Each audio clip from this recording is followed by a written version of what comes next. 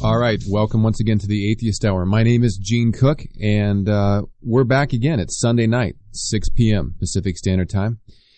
And I have with me tonight a guest. I'm going to bring him on in just a moment. I want to ask you a question. Did you get a chance to catch the Thursday, and actually we ran it on part of Friday, Thursday and half of Friday, I guess, Theology for Dummies Marathon? If you did, we'd be kind of interested in getting some input. What did you think about that? Do you think we're totally crazy? Do you think we need to be submitted or registered at a mental health hospital? I'd like to get your opinion on that. So you can either send us an email or you can let us know when you call in what you thought about that. We did get a little bit of feedback, but I'd like to get some more. Last Tuesday night, I talked about this 17-year-old boy who had been arrested and was in jail at the time that this article was written. A 17-year-old boy that had raped his neighbor's dog, and eventually the dog died. It's a very sad story. And I talked about that a little bit because I was trying to figure out, from an atheistic worldview, how an atheist might be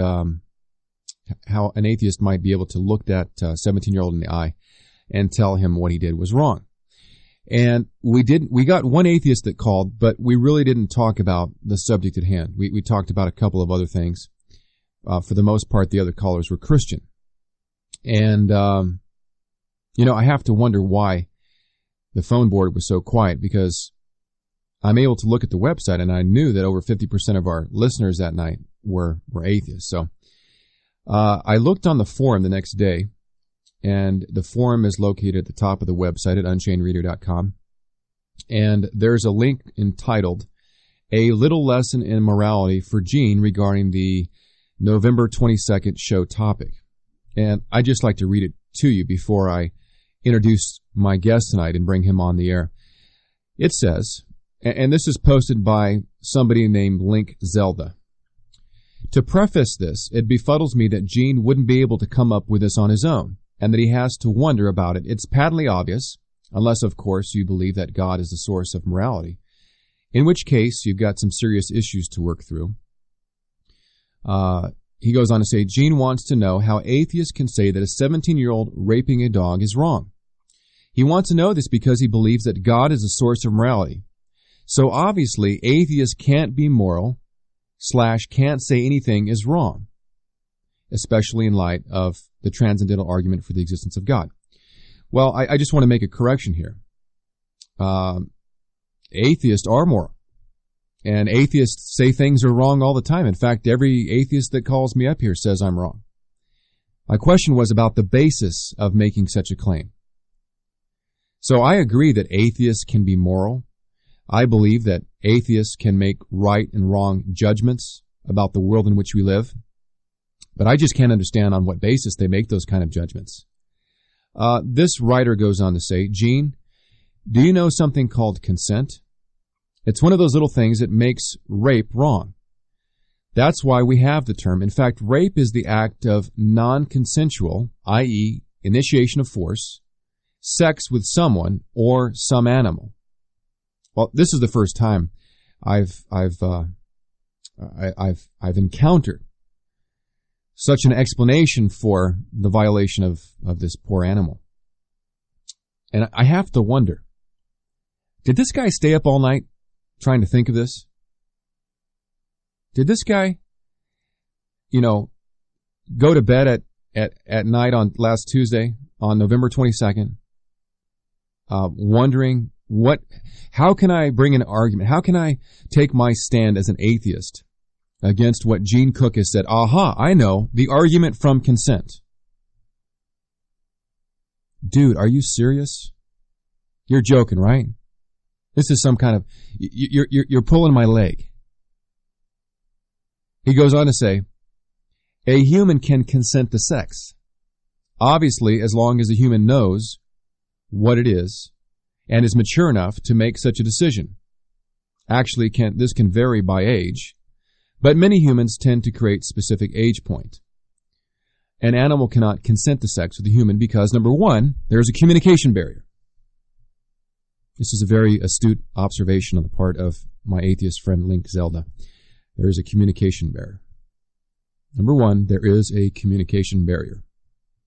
The dog cannot talk to the human being, and therefore he cannot consent to having sex with the human being. Therefore, it is wrong to have sex with the animal.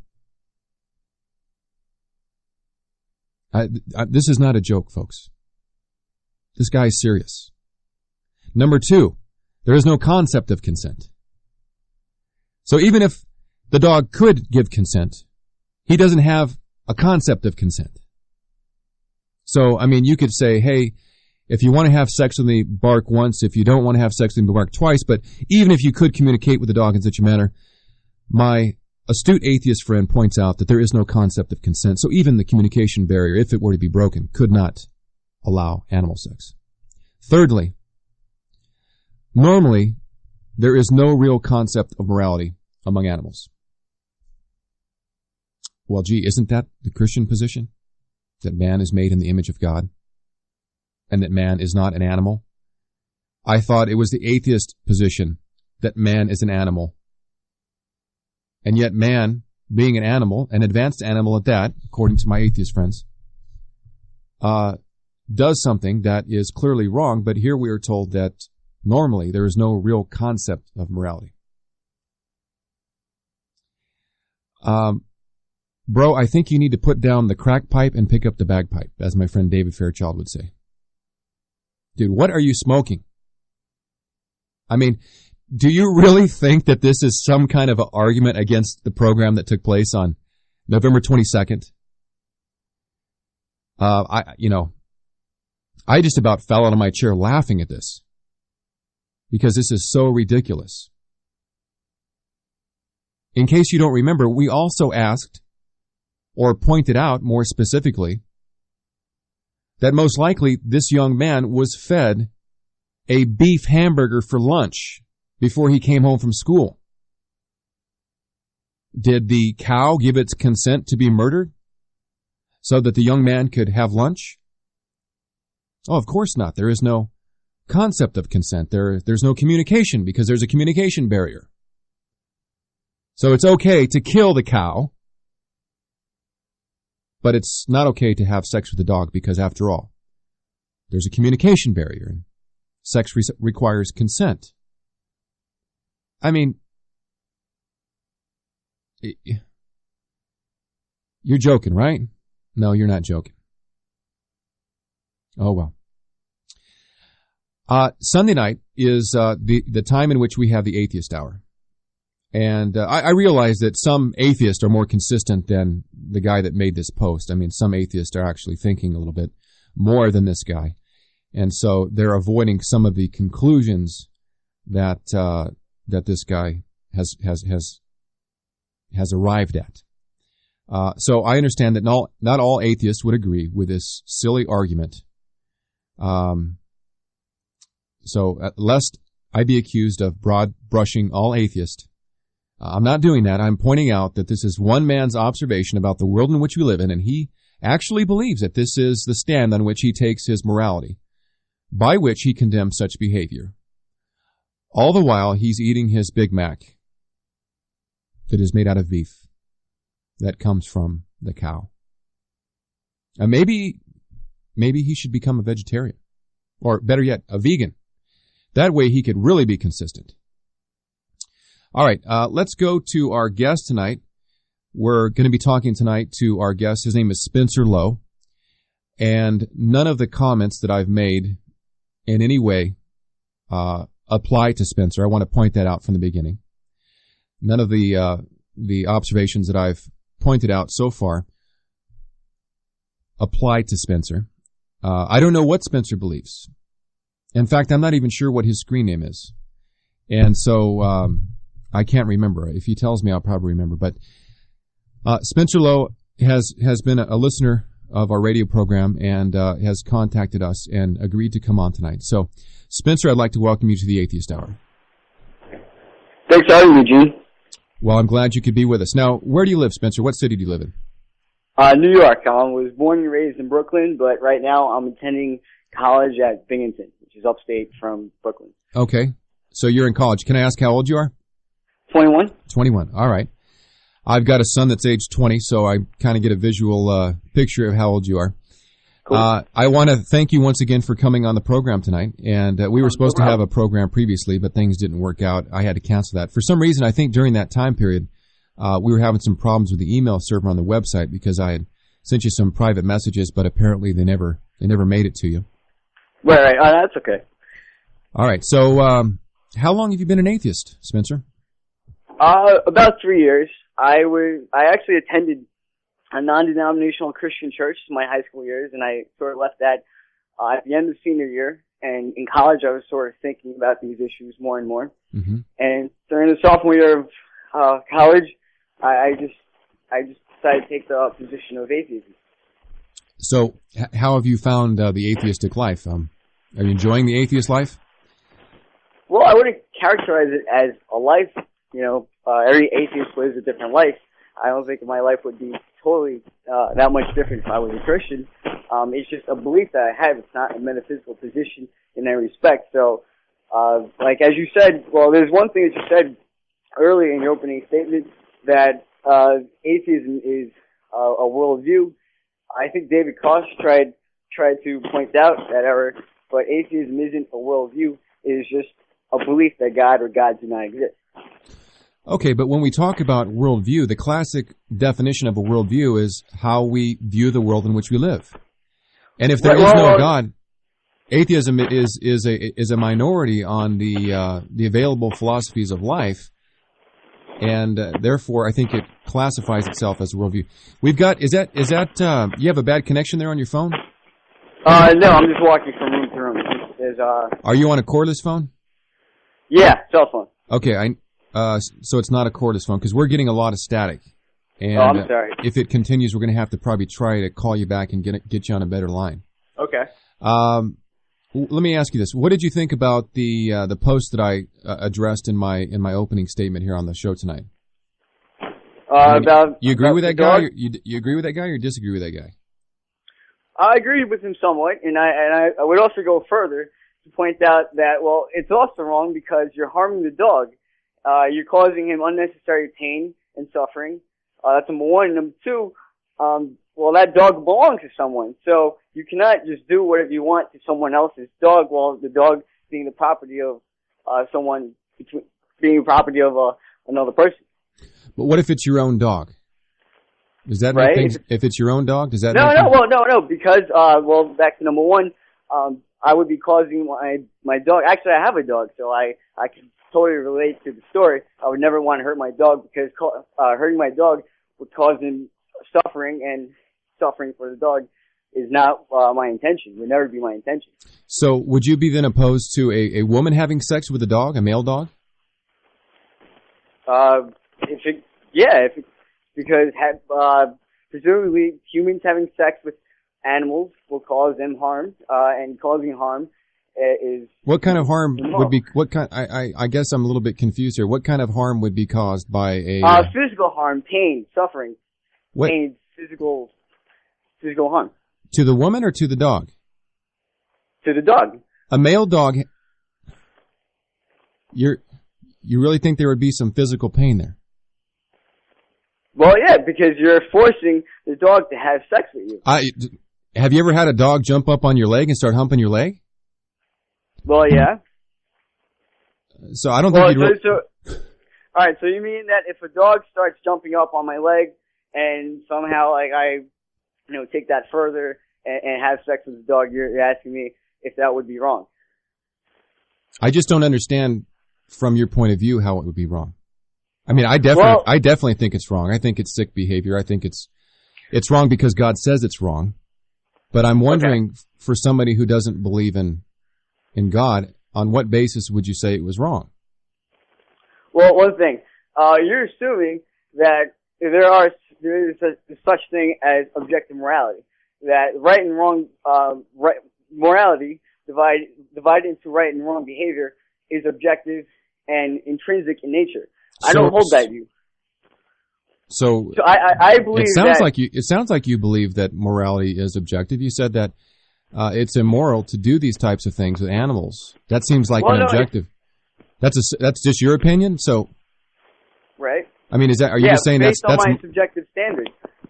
So what's right for you might not be right for this, or what's wrong for you might not be wrong for this 17-year-old kid? No, I'm saying that there is no such thing as right and wrong altogether. That right and wrong are just subjective to the person. So when someone claims that something is wrong, it is wrong from the perspective of that person claiming it to be wrong. But there is no cosmic wrong in the absolute sense.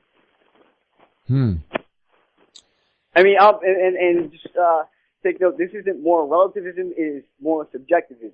So, like in my system, yes, it is absolutely wrong to have sex with dogs. It is absolutely wrong to murder and rape little children.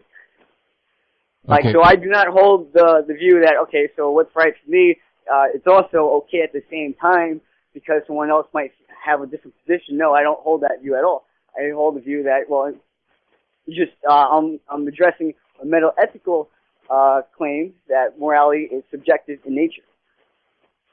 Well, it seems to me that if you say that it's subjective, then what might be wrong for you isn't necessarily wrong for the next guy. Right. But a moral relativist would say, well, a moral relativist would have to say that, well, an action would be both right and wrong at the same time, both like right and wrong. I'm saying that, well, he might think it's wrong, he might think it's right, but I don't have to accept that. Okay. Now, what basis? Just for clarification. So Okay. on what basis would it be wrong for, let's say, the owner, a woman who owns a dog, for her to have some type of inappropriate relationships with her dog? What basis? Because you said that the dog might get hurt. It might, like slip and break his leg or something. I'm not sure what you're. Well, yeah, if it causes physical pain and suffering to the dog, that would be wrong. But if the dog isn't in any kind of in any kind of danger of being harmed, then it would be okay. It would be neither okay nor not okay. It's just something that happens. Now, if the burden of proof is on you to show why that would be wrong, objectively. Well, it's wrong because God says it's wrong.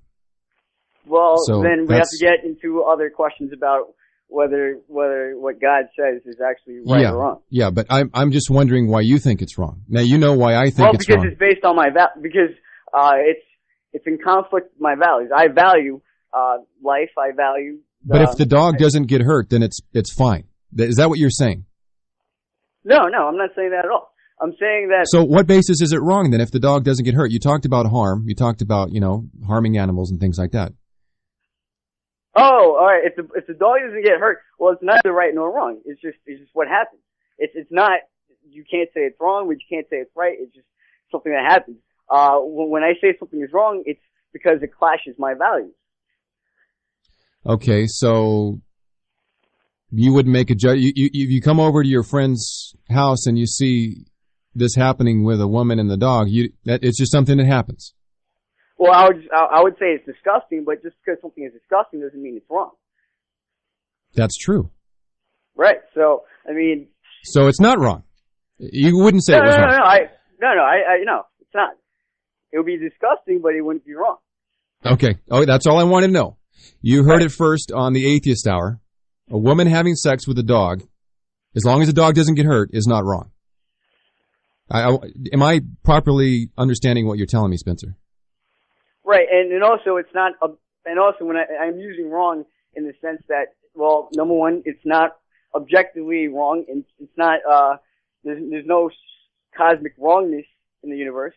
So the only wrongness that exists is if it clashes someone's subjective values. Since it doesn't clash my values, that having sex with a dog isn't wrong because it doesn't harm him, then that's what happens. But it might be disgusting. I wouldn't do it, but it might be disgusting. But all right. What about? Are you a vegetarian? Me? Yeah. No. So it's okay. No. Right. No, I'm not a vegetarian. It's okay to kill animals and to eat them. It's morally speaking, it's neither okay nor not okay, but I don't see anything wrong with that. If you don't see anything wrong with it, then you're saying that it's okay. You can't say it's neither. No. It's neither okay nor not okay when you're talking about a moral question, whether it's right or wrong. It's just like, someone opening a door. Is that right or wrong? No, it's neither right nor wrong. Okay. So killing an animal isn't something that's necessarily moral. It's not a moral, the killing of an animal, should I kill an animal or should I not kill an animal, is not a moral question according to the way you understand things. It's like opening a door. Should I open the door or should I not open the door? Well, all questions, in the cosmic sense, are questions of that nature. Actually, I hold to the position that all moral statements are neither, that all moral statements are like that. It's amoral. Okay. All right, we've got some callers that want to talk to us tonight. Let's take our first call. Let's talk to Jay, calling from Rochester, New York. Jay, welcome to the Atheist Hour. Hi, how are you? We're doing great. How are you? All right, doing good. I just have a question for the guest. Okay. Yeah, I'll try to be brief. It seems like you have a lot of presuppositions for in terms of morality and stuff like that. And I'm wondering, where do you draw the line? I mean, it doesn't seem like he has an idea of where these morals come from. You know, how do we know that these things are what's right and what's wrong? You know, I mean, for instance, if you have one person over here, let's say, don't take this offensive or anything, but what if somebody from another country was to hurt somebody really bad in your family? You know, somebody who is really close to you. You know, and in their mind, it's right, but to you, it's wrong because this person was really close to you. You know, and how do you justify that? Well, yeah, by my values. I always just go, well, you asked me first if I had a basis for morality. My basis for morality are our values. Everyone's basis for their morality is values. If it goes against your values, one person would deem it wrong. Just like, Gene Cook values obeying God. So if something doesn't obey with God, an action doesn't obey with God, Gene Cook would deem that wrong because it's based on that value. It clashes that value. So the basis of my morality, saying that killing innocent people would be wrong, is because I value life. And so, since I value life, when I see life being harmed, I cannot just stand there idly and do nothing. Okay, but right, I see what you're saying, right? I think what Jay. Yeah, go ahead. I think what Jay is saying here is though. So that's your opinion against his opinion. If you're just left with mere opinions, then what you think is wrong is what some other man thinks is right. It's just two opinions that are clashing. Yeah, right. It has to be, like what you said. You said there is no cosmic wrongness. At least that's what I heard him say. Right. And I think there is actually, and I agree with Gene. It's from the Word of God. It's from the Bible. We all within ourselves know that there's some right or wrong. We might have different lifestyles and different beliefs in certain things, but generally we all have an idea of the same ethics. Right, but that claim I don't know. I mean, I can't say that there's somebody. I don't know. I just don't understand how you can assume that it's okay to do one thing, but it's, if it's okay for you, it's okay for me. I mean, it's not okay for me, it's, maybe okay for you, but at the same time, you could say this one thing is wrong, Right. You know what, Marty? That's exactly, I'm sorry, not Marty, Jay. Jay, that is exactly what we're trying to get to the bottom of tonight. I want to thank you for calling, Jay, and please call back again. I'd like to hear from you. I think this is the first time you've called, if I'm not mistaken, but sounds like we got something in common as far as our worldview. Let's go to our next caller. This is Marty calling from Greensboro, North Carolina. Marty, welcome to the Atheist Hour. Hello, Pastor Gene. How are you this evening? I'm doing great, brother. How are you? Great. Hello, Spencer. How are you, sir? Hey, good. Good. I'm doing fine, thank you. I was wondering if I could ask Spencer maybe one or two questions and get as direct an answer as I can in regards to Spencer? Some comments. You feel up to that, Spencer? Yeah. Okay. Go ahead, Marty. Hi, Spencer. Thank you for being willing to answer a couple questions that I was wondering about. First off, would you consider yourself a relativist or not? No, I'm a subjectivist, not a relativist. Okay.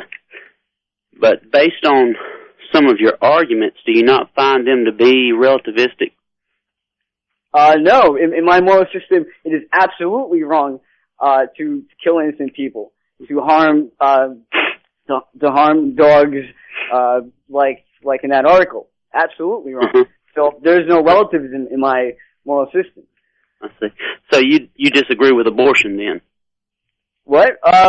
No, I'm actually pro-life. Okay, wow. so you are That's a pro-life person. Yeah, You disagree with abortion.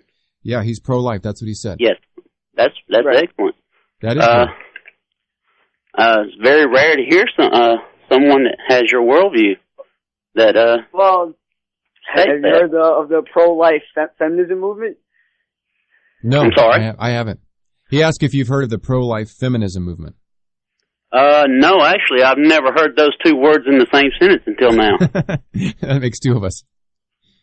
So that's a new one. Where is that happening at, and why is it getting more press?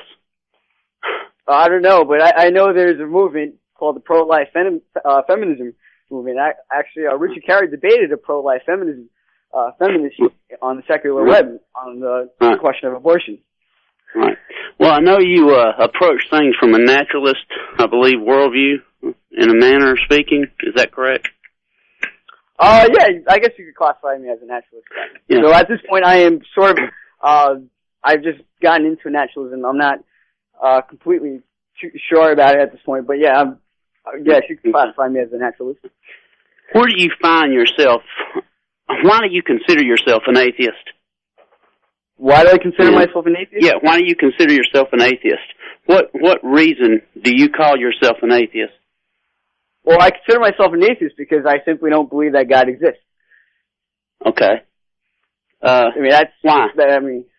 Follows from the definition of atheism. What basis do you say God does not exist? Oh, well, we could get into that. There's a number of reasons why I don't believe that God exists, but, well, the main reason... Go ahead. Well, there's a number of reasons. That depending on which God that we're talking about. If we're talking about the Christian God, I have a number of reasons why I don't believe that the Christian God exists, but more generally, I hold that extraordinary claims require extraordinary evidences, and there just hasn't been any evidence that is sufficient to me to hold a position that God exists. So I must assume the default position. Okay. Are you a dad by chance? No, I'm only 21. Okay. Well, hey, being 21 don't mean you're not a dad. I was a dad at 21. That's how come I've got a 20-year-old. Oh, yeah. But I've got a 16-year-old, and I was younger than that when I had my first son. But based on what I'm hearing, well, first off, the God I'm talking about is the God of the universe, the capital G God, the only God. So you're talking about the I wanted to God, get that defined. Yeah, Christian God. Right, but as just clarification, other religions would, put the capital on the G too for their God and say that he's the God of the universe too. So yeah, the only problem is they do not have the backing to claim their God as a God. Their gods are myth. Okay, well, and, I haven't really the key of it is, the reason I'm asking you this, it sounds to me, based on your arguments, that there is relativism involved in your life. Because you're kind of, I don't agree with this, but I do agree with this, especially when you were talking about the female and the dog. That sounded very relativistic. Point out the relativism in what I said before. And to be clear, relativism, you would have to show that one proposition, one claim that I'm making is both right and wrong at different times, at the same time. What did you say earlier when you were discussing, when Pastor Gene asked you in regards to the female interacting with a dog sexually, you said, if I don't agree with it. But no, I said it's disgusting. If I may finish the sentence, and then you can answer, please. If I understood you correctly, and you know what, it's very possible that I misunderstood you, okay? Let me go ahead and clarify that. Okay. But if I understood you correctly, you said, no, having sex with a dog is wrong. But then you said, as long as there's no harm, it's all right. Now, I actually know because I also go to college. I actually know that a psychology teacher that I studied under actually counseled with a woman that had conditioned her dog to have sex with her. And come in and was worried about the dog's mental state because she wanted to break it off. So it has happened, I know, at least one time. So I'm trying to figure out, is it wrong in your eyes or is it right in your eyes? Well, in the scenario that you just gave me, the dog, you just said the psychologist was worried about her mental state, the dog's mental state. Obviously, if you're worried about... The woman was. Okay, all right. The woman was worried about... All right, the woman was worried about the dog's mental state, correct? Yes. All right, so the woman probably thought that the dog that the dog was being harmed psychologically, and I maintain the position that harm equals immorality in my worldview, in my system. Okay. Well, how can a soulless creature be worried about morality? How can a what? A dog has no soul. How can it be moral? Depends on. How can a dog be moral? Can a dog make moral decisions? Can a dog make moral decisions? I would have to say no. Probably not. Okay, then how can it be a moral dilemma for a dog? How can the dog be mentally damaged then? Well, the dog would be mentally damaged because the dog having sex with the woman can make moral decisions. The woman would know. The woman can make informed choices. And the woman would know that she is contributing to the increasing harm of the dog by having sex with him. Yes, but we just I thought concluded that the dog couldn't make moral decisions. Therefore, if the dog can't make moral decisions, it can't be harmed because there's no moral. There's nothing for a dog to feel necessarily. A dog doesn't have necessarily emotions as a human does. Now, are we acting out the fact that the woman is being morally damaged and she's putting it on the dog? Could that be more of the case, you think? Well, I don't know how your inference follows from saying that just because the dog cannot be moral doesn't mean that she could be harmed. That seems what you said before, that just because a dog doesn't have a soul, therefore he cannot be harmed. I disagree with that, and I also disagree that dogs don't have emotions that human has. I mean, not to all extent, but to a certain extent, dogs definitely do have emotions. But when I'm talking about the morality of the situation, I'm talking about it was wrong for this woman to continue having sex with the dog because she knew that by continuing having sex with the dog, she is causing the dog psychological damage. How would she know if she was causing the dog psychological damage?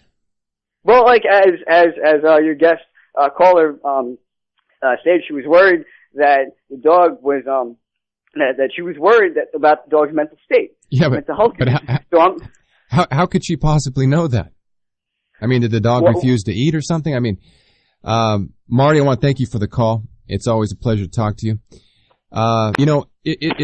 It's a shame. But why is that relevant, though? If it's in fact true that she is causing mental psychological damage to her, right? And we're assuming that we know that she is. It would, and she knows that she is, or she suspects that she is. Then it would be wrong for her to continue having sex with the dog. How would you know such a thing, though? How could you possibly know the psychological state of the dog? Well, you don't have to know the psychological state of the dog. I'm not a dog expert, so I wouldn't. Okay, let me ask you some questions. Let me ask you some questions, Spencer, about some of the things you said. You said that it's absolutely wrong to kill innocent people. Absolutely wrong. Yes. You have to think about that for a second? Well, like the question is more complicated than you know. Because, all right, let me give you a scenario.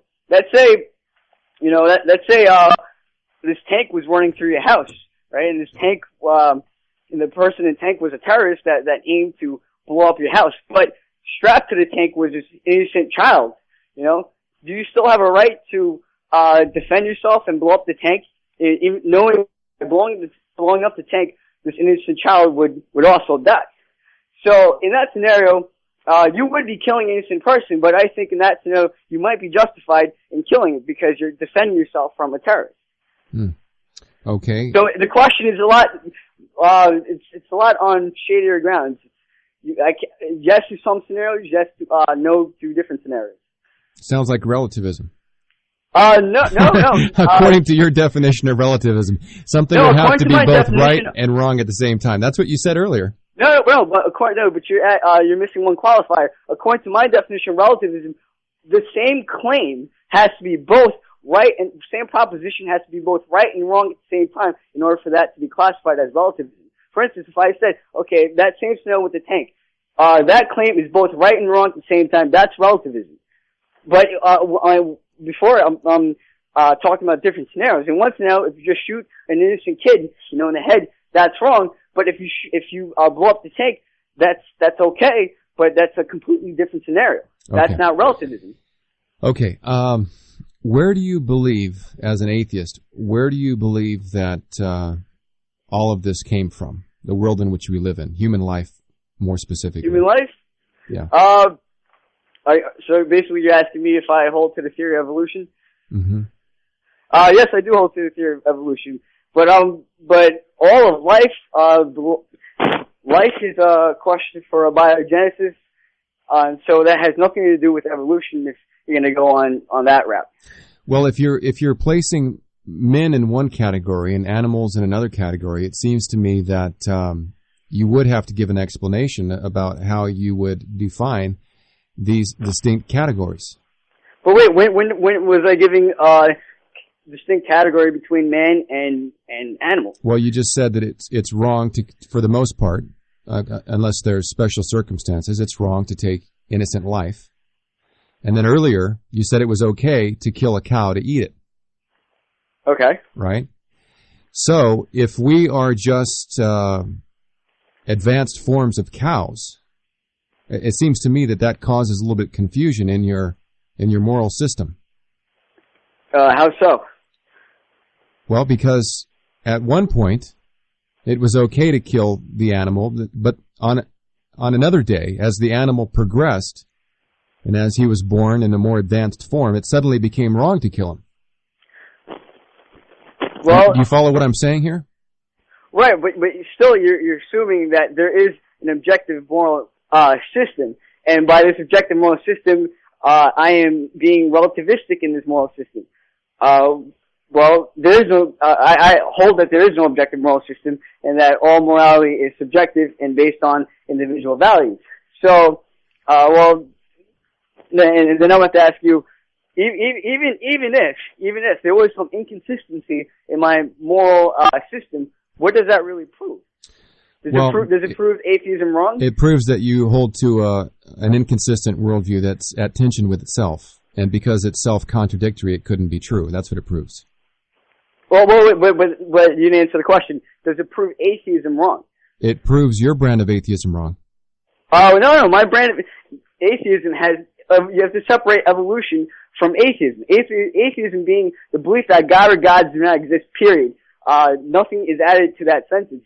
Does that prove that claim that God or gods do not exist wrong if you could show some inconsistency in my worldview? Well, if I can show an inconsistency about your concept of reality, I suppose then the next logical step would be that since that's the foundation for, the your evolutionary belief is the foundation for all of life. And so if you're wrong on the very foundation of the existence of life and reality as we know it, then how could you build a house on that called atheism and think that the house is standing, is structurally stable to stand on its own? Well, you're falsely assuming that my atheism is built on top of my belief in evolution. Okay. That's false. So if I could prove to you that God created everything, then you'd still be an atheist? Whoa! If you could prove that God created everything, if you prove that God created everything, that you also would have proved that God exists. If you prove exactly. that God right, okay, so if you could prove that, then yes, I probably would not hold to my atheism. Okay, so they are related then. What's related? Origins and atheism. No. If you could prove that God created me, the origin of evolution and atheism on its own doesn't get you anywhere. By just, even if you disprove evolution, you have not proven God. You have not disproven atheism. Well, if you disprove evolution, then what other alternative is there for the existence of the world in which we live in? If you disprove evolution, then by default that means that everything is here by creation. No, not necessarily. What's another option then? Everything just popped into existence last Thursday. That could be an alternative, a logical alternative that everything just popped into existence last Thursday. But that logically, since it's logically possible, you cannot say that the default would be creation. So you're telling me that there's actually three options available. That number one, creation. When it comes to origin, number one, creation. Everything was created by a being known as God. Number two, evolution. And number three, it just popped into existence out of nowhere. Well, there's practically more than three options. I'm sure you could come up with more creative examples to account for why we exist today by taking down evolution. But the point is that you're making a false dichotomy when you're saying it's either evolution or creation. No, I'm not. I don't think I am, because according to my Christian worldview, there's only two belief systems in the world. There's Christian theism and there's atheism. Even the Buddhist, even the Muslim is an atheist because he doesn't believe in the sense that he doesn't believe in the true God. So he rejects the true God. You just said before that there's two belief systems in your worldview, correct? Christian theism and atheism. And unbelief. And Buddhism. And unbelief. Christian theism and unbelief. Well, non-belief is not a belief system. Non-belief is just a lack of belief. Atheism is... You gotta believe in something. When you don't believe in God, you gotta believe in something. And you've demonstrated that by saying that you believe in evolution. And so it is a belief system. No, well... Atheism doesn't exist. Unbelief doesn't exist in a vacuum. Man is smart enough that he has to replace God with something. And so when he rejects God, he replaces him with the God of his own imagination or the scheme of his own imagination, such as evolution. No, because you're conflating evolution with atheism. If you don't have to be an atheist if you believe in evolution. In fact, I can name you off the top of my head three Christian theists who hold to the theory of evolution but believe in God. Well, guess what? They're not Christians. If somebody holds to evolution, they're not a Christian because... Okay, so have you heard of the apologist William Lane Craig or Shannon Guthrie? So they're not Christian theists? I don't know what he believes, but when the Bible says that God created in the span of 6 days, and man comes along and says, no, that's not true. God used evolution, and so God didn't make things according to their kind in 6 days. Then basically you've just rejected the Word of God, and you can't reject the Word of God and call yourself a Christian. You just can't do it. You can call yourself a Christian all day. Mormons call themselves Christians. Jehovah's Witnesses call themselves Christians. That doesn't mean you're a Christian. Right. Christian is someone who believes the Word of God. Right, and do you believe that? Do you think that William Lane Craig is someone who is not a Christian? I don't know what William Lane Craig believes, but if he believes, I'm telling you right now, I'm not going to make a judgment on his soul based on what an atheist told me. I'm sorry, I'll do some research on it. And if he believes in if he believes in evolution, then yeah, I would say that he's basically described himself as something other than a Christian. And I bet you. Okay, all right. Go ahead. All right, if I grant you that, because your brand of Christianity, this excludes other Christians. Even if I grant you that, you cannot. It's still false that evolution entails atheism. Evolution, there's not. So my original point, was that you could be an atheist and not believe, and you could be believe in evolution but not be an atheist. And so here's a great counterexample. William Lane Craig, one of the most prominent Christian apologists in our time today. Well, I'll have to research that for myself, but I can tell you right now that that evolution is not an acceptable understanding of the world in which we live in inside of Orthodox Christianity. Can I ask you one question? Sure. You said that the Bible says the world was created in 6 days. 6 days. How come? Why do those days have to be literal? Because, well, two reasons. Number one, we're told that the days have a morning and an evening. And we are also told in Exodus chapter 20, in the Ten Commandments, it's reiterated by Moses that the Lord created the world in 6 days and he rested on the seventh. Okay. All right. Well, I'm not going to argue theology with you on that, but okay. Okay. That's probably wise. Since well, I've been I'm just pastor curious. for over 9 years. Okay. Now, you made a comment earlier. You said extraordinary claims require extraordinary evidence. Right. What kind of evidence would you, as an atheist, what kind of evidence would you find compelling to cause you to become a Christian, to put your trust in Jesus Christ? Well, yeah, simple. Jesus could make himself known in various, in numerous ways. I'm sure, like, if Jesus wanted, he could come down again and perform all of his miracles again and again and again. He could. Now you're aware, I'm sure, because I'm sure you've read the Bible or at least parts of it. You're aware that the first time that he came and performed miracles, not everybody believed him. In fact, the majority of the people hated him, and eventually there was a group that put him to death. Right. So apparently miracles is not enough to persuade somebody that you're the Son of God. Well, first, you're asking for my personal opinion. I would definitely believe if Jesus could, if Jesus actually came down and performed the miracles again. But that's number one. But number two, those miracles would have to be repeatable. I mean, if it was a one-time thing, how can you trust just a one-time experience? So like how many, like every day, for how many days would he have to come and knock on your door and do a miracle there in front of you to convince you that he's Jesus?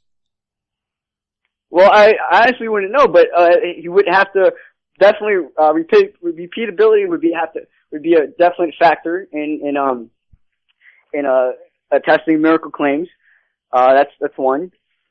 Do you wouldn't agree? No. Because I'm not the one that's saying that it takes a miracle for me to believe in Jesus Christ as Lord and Savior. God didn't do a miracle for me in that sense. There wasn't an observable miracle that I saw, like somebody pulling a rabbit out of a hat or something like that. God, by His Spirit, convicted my conscience which began in a conversation very similar to the one that I'm having with you, with a Christian pastor. That really my worldview was indefensible. And once again, this pastor demonstrated to me that I had adopted certain views that were exclusive to Christianity, and I was trying to import those into my worldview or my understanding of the world without realizing or acknowledging the supremacy and the lordship of Jesus Christ. I mean, for example, I mentioned that when I was your age, when I was 21 years old, that's when I had my first son. My wife had my first son. Mm-hmm. I don't know if you've ever witnessed a childbirth, but for me, a childbirth is something that is extraordinary. How does one being come from another being in such a way, with heartbeat and fingers and eyes and all the things that babies are born with, if this is just a random universe and we are just biological bags in motion? It just doesn't happen. Well, but why are you assuming that I'm a materialist? Well, I'm not. I'm just telling you. I'm telling you from my perspective that when I saw the birth of my son, I realized that there had to be something much greater than just single-celled animals or single-celled, beings in a pool of sludge, 10 billion years ago or 10 million years ago, however long they say it was. I realized that you don't get this from that. So you realize that because you were so overwhelmed by your experience of the birth. Well, that's one thing. I also tried to argue with a pastor, and I realized that I really couldn't argue from a non-Christian worldview. Okay, so I have to point out that number one, when you said that witnessing the birth was an extraordinary event for you, that's completely subjective. I could say that many things are extraordinary to me, and you wouldn't, and I can invoke some other deity, and you wouldn't have to, and you rightfully so, you wouldn't believe me because that's completely subjective. And number two, you're saying that you were not able to defend your worldview, so that you realized how indefensible it was, and that you needed to adopt a more consistent worldview. Is that correct? Yeah, that's what I said. But okay. Well, the thing is, at least not yet. You haven't shown how my worldview is indefensible or how it's inconsistent. Well, I've demonstrated that your worldview results in approval of women having sex with dogs.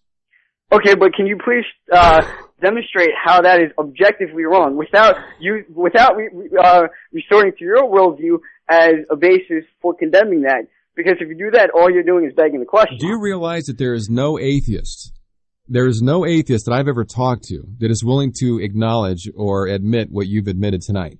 And none of them will stand shoulder to shoulder with you in your camp because they're going to want to get as far away from you as possible based on that one statement. You know intuitively, Spencer, in your heart of hearts, it's wrong for human beings to have sex with animals because human beings are different than animals. And you try so hard to try to defend that intuitive knowledge that you have, but yet you can't. And so at the end of the day, you're forced to admit that, well, it's just something that happens. It's not bad. It's not good. It's not even a moral question. And by doing so, you demonstrate that your worldview is bankrupt, that you really can't make any types of moral judgment.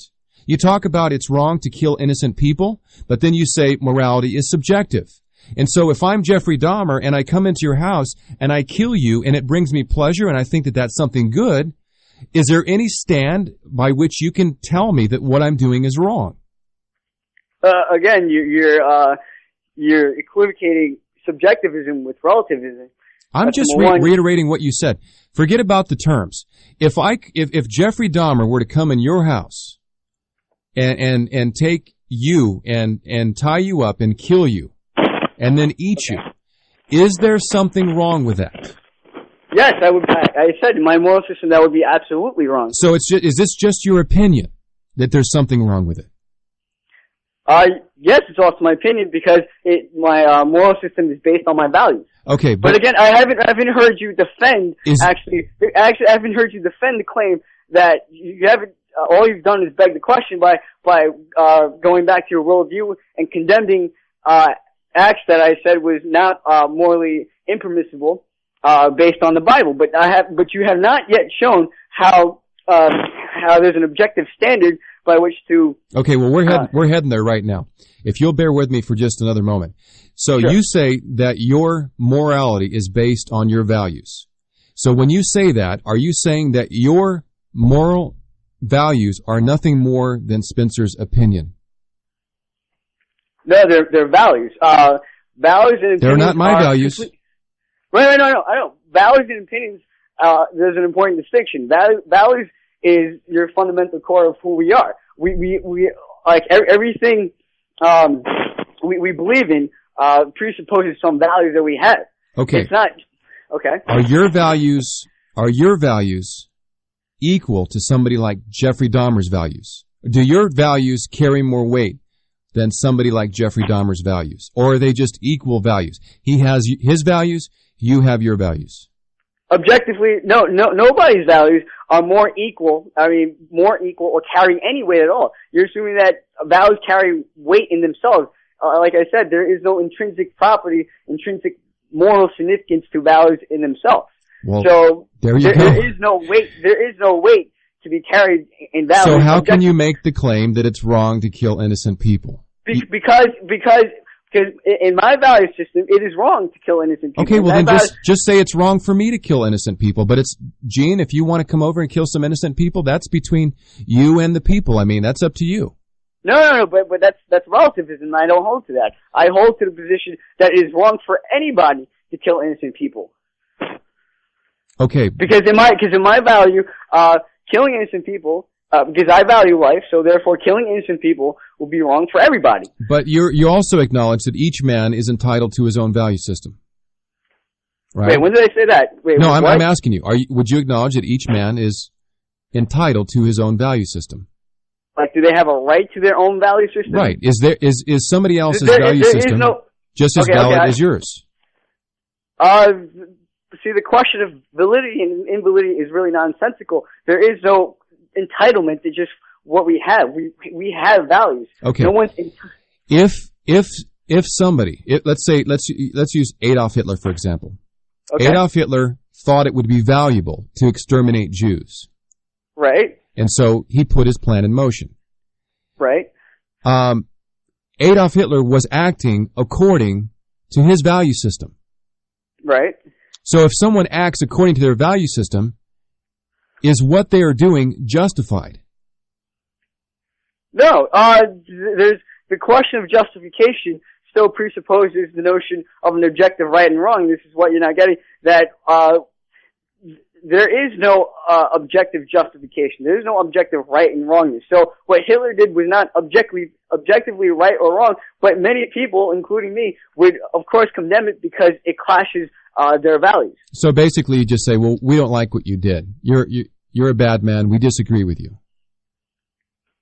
That's a very mundane way of putting it. But then again, our opinion is no more valid than yours. So if you think it's okay, even though we disagree with it, we think it's absolutely wrong. Our opinion, really, we're just fellow human beings trying to work through this world in which we live in.